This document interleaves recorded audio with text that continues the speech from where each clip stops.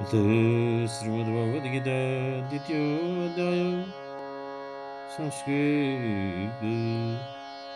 व्याख्याम् रथमध्ये स्थितार्जुनस्य एकादशाभूत सञ्जय उक्तवान् राजन्मौसायेन युद्धार्थमागतो अर्जुन परन्तु कार्पण्ययदोषेण विषीदति यस्य नेत्रे अश्रुपूर्ण आकुले चार्थ यस्य नेत्रे दर्शनाच्यम् यथादेशमर्जुन दृष्ट्वा मधुसूदनम् इदं वाक्यमुवाच हे अर्जुन एतद् विषमावसरे त्वय्येतत् कातरीयपूतागतम् अनार्यैजुष्टम् न स्वर्गप्राप्तिकरं न च कीर्तिकरम् अथ पार्थं त्वमेतां नपुंसकतां मा गच्छ येषां त्वयि नोपपद्ये अथ शत्रुतापनं यतां क्षुद्रां हृदय दुर्बलतां परित्यज्यं युद्धाय उत्तिष्ठ तत् श्रुत्वा अर्जुन किमब्रवीत् सञ्जय अर्जुनोवाच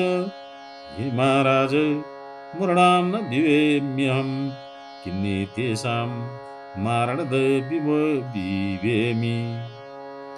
हरिसूदन भीष्मद्रोणो द्वावापि पुजारौ हे मधुसूदन एतो प्रतीतो कटोक्तिरपि नोचिता पुनरेताभ्यां स बाणै कथयोद्ये यात् केवलं कर्तव्यपालनार्थं मन्यत किमपि द्रष्टुं भवति हे महाराज महानुभावान् गुरुजनान् नतो न हत्वास्मिन् मनुष्यलोके वच्यं भोक्तुमपि श्रेष्ठमन्ये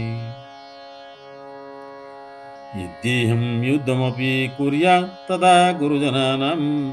उदिरेण प्रदिग्धानार्थकामान् भोगानेव तु भुञ्ज्य एतेन कथं शान्तिमनुभवेम पुनः किं कर्तुमचित्यं मन्यसे त्वं हे भगवन्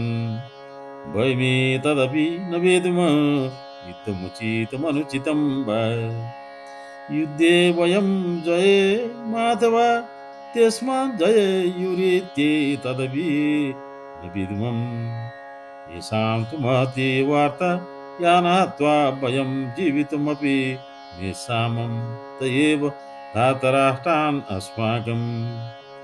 सम्मुखे युद्धार्थं स्थिता तान् कथं हन्यामो वयम्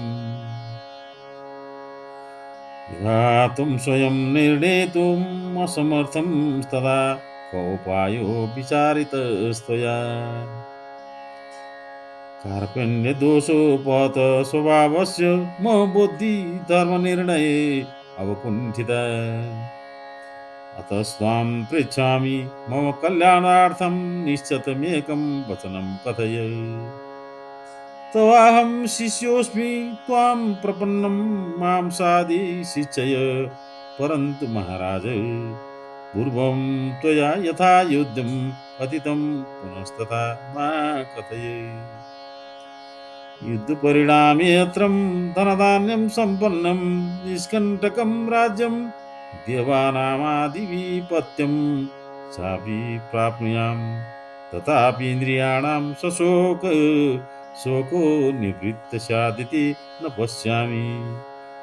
पुनः किमोतं संजय उवाच राजन्निन्द्र विजयी अर्जुनो अन्तर्यामिणं भगवन्तं कृष्णम् अहं युद्धं न करिष्ये इति स्पष्टमुक्तां तुष्टि बभूव अर्जुने निवर्चने सति भगवान् किमुक्तवानम् अन्तर्यामि भगवान् श्रीकृष्णोभयो शिनुयोर्भयोर्मध्ये विशदन्तम् अर्जुनं प्रसन्निवेदमुवाच त्वया शुच्यन्ते त्वया शुच्यन्ते पण्डिता युवमर्त्यवार्ता भाषसे च परन्तु पण्डिता गतप्राणान् गतप्राणाश्च न शोचन्ति। ते कथं न शोचन्ति भगवान् अहं तमीमे राजनश्च पूर्वं नास्मीति न अग्रेपि वयं सर्वे न भविष्याम इति अर्थात् वयं सर्वे पूर्वमप्यसङ्ग्रामेऽपि च भविष्याम ये वेति ज्ञात्वा पण्डिता न शोचन्ति। यत्कथं ज्ञायेतं भगवान् प्रातः देहधारिणोऽस्मिन् देहि यथा कौमार यौवनजरा चावस्था भवन्ति एवमेव देहधार्यान्यानि शरीराणि प्राप्नोति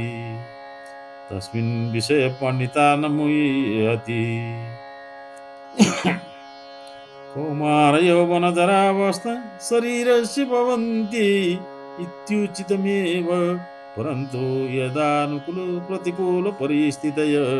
समायान्ति तदा किं करवां भगवान्। हे कुन्ती नन्दन इन्द्रियाणां यावन्तु विषया सन्ति ते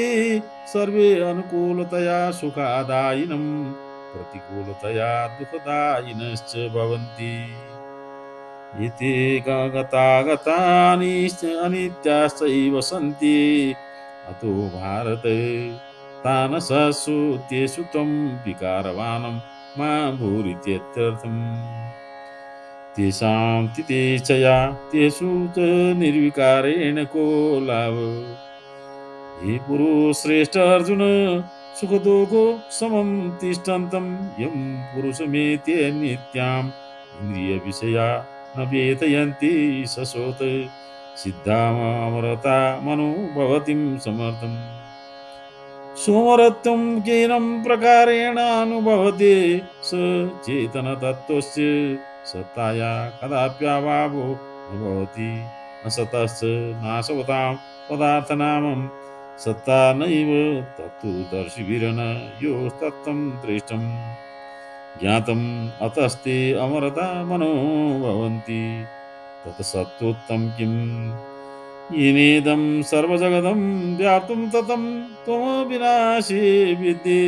तस्याविनाशिनो विनाशं कश्चिदपि कर्तुं न शक्नोति। असत् विनाशी किमस्ति भगवान् अस्याविनाशिनो अप्रेमस्य नित्यस्य दैनो द्या आद्यवन्तं विनाशिनम् अतो हि अर्जुन तुम युद्धरूपं कर्तव्यं मनुतिष्ठ युद्धे तु मरणं मारणं च भवतो तु यदि शरीरिणं मर्तारं मारयितारं च मन्येत् तदा यो अविनाशिनं शरीरिणं शरीरवन्मरणशीलं मन्यते यश्च मारयितारं मन्यते तौ द्वावपि सुष्ठु न जानीते। युतोऽयं शरीरे न कमपि अन्ति न केनापि स्वयं मन्यते च अयं शरीरी मरणशीलं कथं न भगवन्। अयं शरीरी न कदाचित् जायते न च कदाचित् म्रियते अयं भूत्वा पुनर्भवति न अयं जन्मरहितः सदा विद्यमानः शाश्वत एव मनादिश विद्यते शरीरे हन्यमाने सत्यप्ययं नान्यते। एवं ज्ञात्वा किं स्यात् हे पार्थ यो मनुष्य एवं शरीरेण मनाशिनं नित्यं जन्मरहितमव्यं च जानाति स कथं कमपि हन्ति कथं च कमपि घातयति। कश्च म्रियते भगवन् भ्रात शरीरं म्रियते यथा मनुष्य जीर्णानि वस्त्राणि त्यक्त्वा नवानि परिधारयति तथैवायं शरीरे जीर्णानि शरीराणि विहाय अन्यानि नवानि शरीराणि गच्छति। नवानि शरीराणि प्राप्यस्मिन् शरीरेणि कोऽपि विकारस्यादेव हि अस्मिन् कोऽपि विकार कदापि नायति यतयनं शरीरेणं सहस्राणि न छिन्दति येनमग्निः न दहति येन जलं न क्लेदयेति न च मारुतं येन शोषयति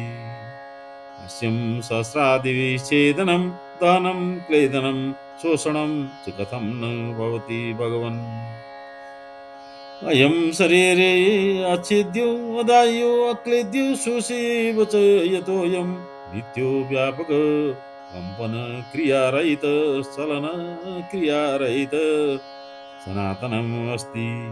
अयं देहेन्द्रियाणां विषयो न विद्यते अर्थात् विद्यते अर्थात् अयमिन्द्रियै साचानुभूयते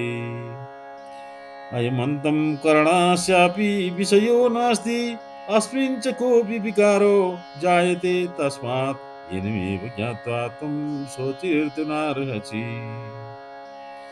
इमं शरीरेण निर्विकारं मत्वा तु शोको भवितुं नार्हति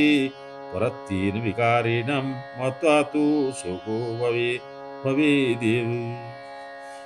हे महाबाहो यदि त्वमेन शरीरिणि नित्यजातं नित्यमृतं वा मन्यसे तथापि त्वमेव शोचिर्तु नार्हसि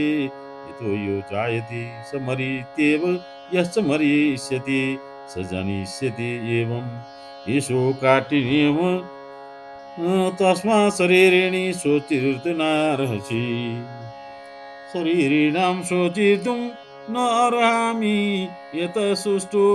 परन्तु शरीरिणं मत्वां शोको भवत्येव भगवान्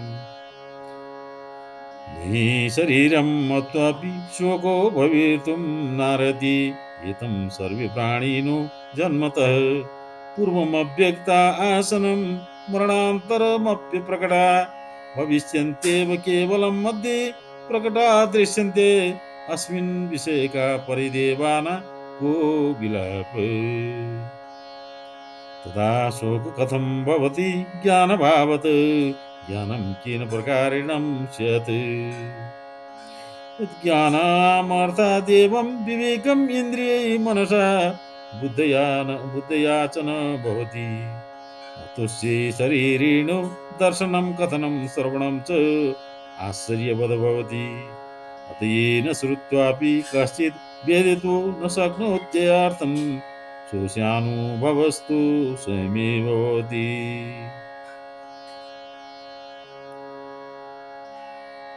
हे भारत सर्वेषां शरीरेषु स्थितो य आत्मा नित्यमवद्धि यथार्थतस्मिन् हननक्रिया न प्रभवति एवं ज्ञात्वा कचनापि प्राणिन शोचिर्तु नार्हसि इति श्रीमद्भगवद्गीतायां द्वितीयोऽध्याय त्रिदशो श्लोक समाप्तं पुनश्च श्रवणं करिष्यामि श्रीपरमात्मने नमः।